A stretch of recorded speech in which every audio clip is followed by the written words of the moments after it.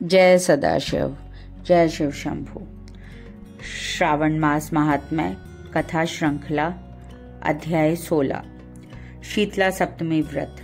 भगवान श्री सदाशिव ने कहा, हे सनत कुमार, अब मैं शीतला सप्तमी व्रत की कथा सुनाऊंगा। मनुष्य को चाहिए कि श्रावण मास के शुक्ल पक्ष की सप्तमी के दिन व्रत करे। पहले दीवार पर बावली अंकित करके बाद में उसमें अशरीरी संज्ञक दिव्य स्वरूपधारी 7 जल देवता अंकित करें। 2 लड़कों के साथ पुरुष, त्रय संघित नारी, 1 घोड़ा, नरवाहन बैल सहित पालकी अंकित करे। 16 उपचार द्वारा जल देवी की अर्चना कर ककड़ी, दही, भात का नैवेद्य समर्पित करे।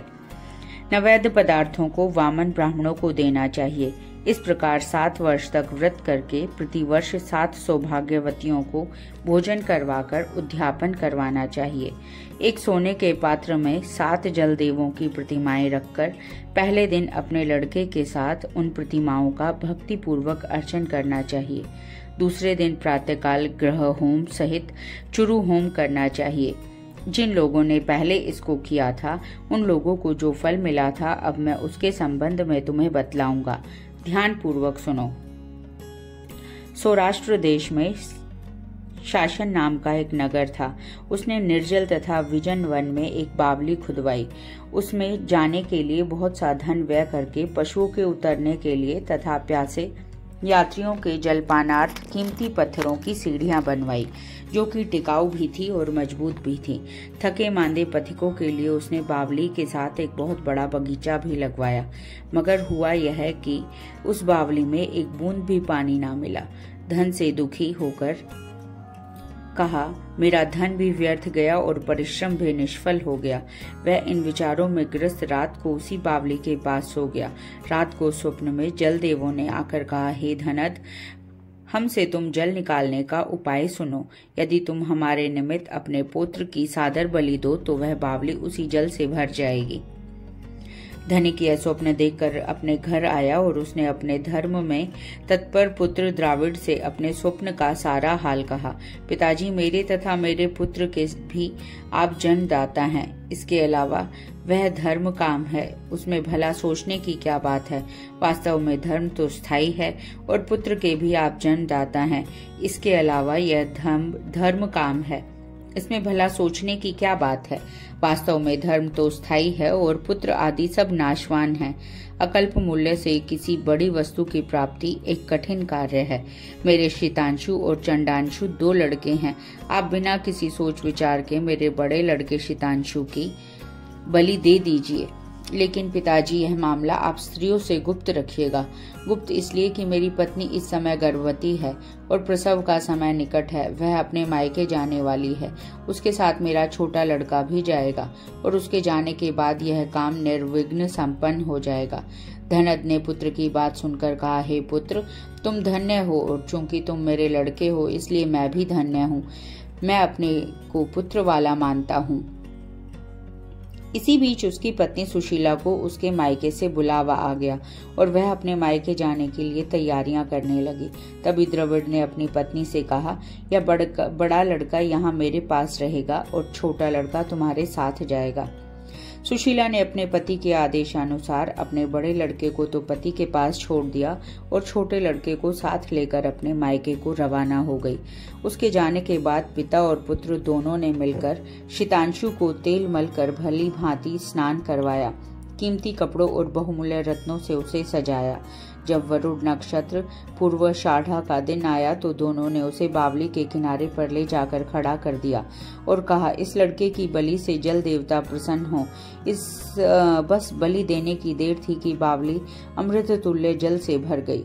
दोनों पिता पुत्र बावली के सुधा तुल्य जल से प्रसन्न हुए, लेकिन पुत्र के नाश से दुखी होकर अपने घर को वापस लौट आए। उधर मायके में सुशीला को यहाँ तीसरा लड़का पैदा हुआ।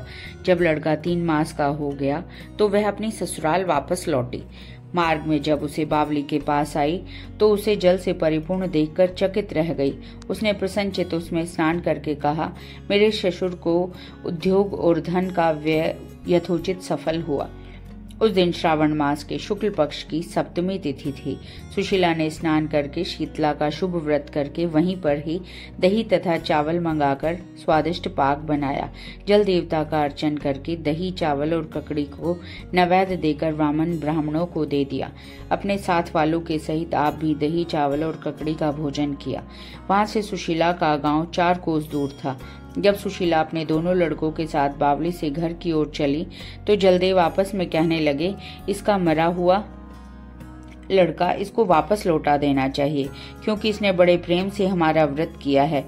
उन्होंने सुशीला का मृत पुत्र जल से बाहर निकाल दिया और उसे विदा कर दिया। अब लड़का पालकी के पीछे माताजी माताजी कहता हुआ दौड़ा। उसने लड़के की आवाज सुनकर सुशीला ने पीछे मुड़कर देखा। वह उसको देखकर चकित रह गई और उसको गोद में बिठाकर उसका सिर सूंघने लगी। फिर उसने लड़के से कुछ नहीं पूछा। सोचा यदि इससे कुछ पूछूंगी तो यह डर जाएगा।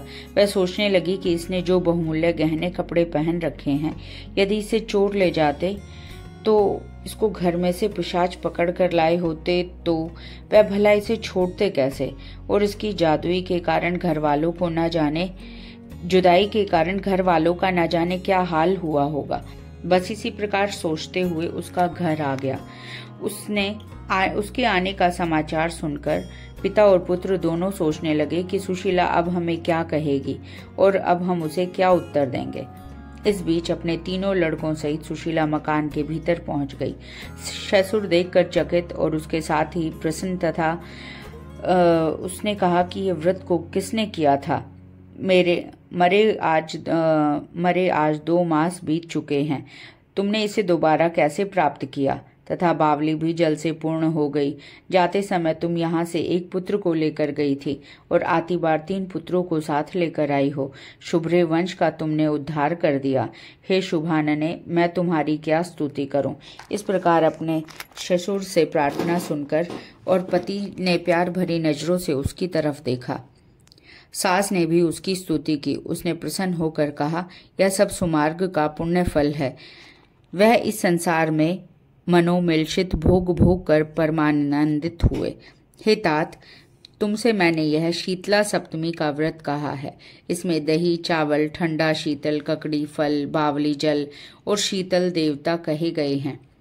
इसे करने से तापत्रय से मुक्त होते हैं। इस कारण श्रावण मास की शुक्ल पक्ष की सप्तमी का नाम यथार्थ सप्तमी हुआ है। जय सदाशिव, तेरी सदा ही जय।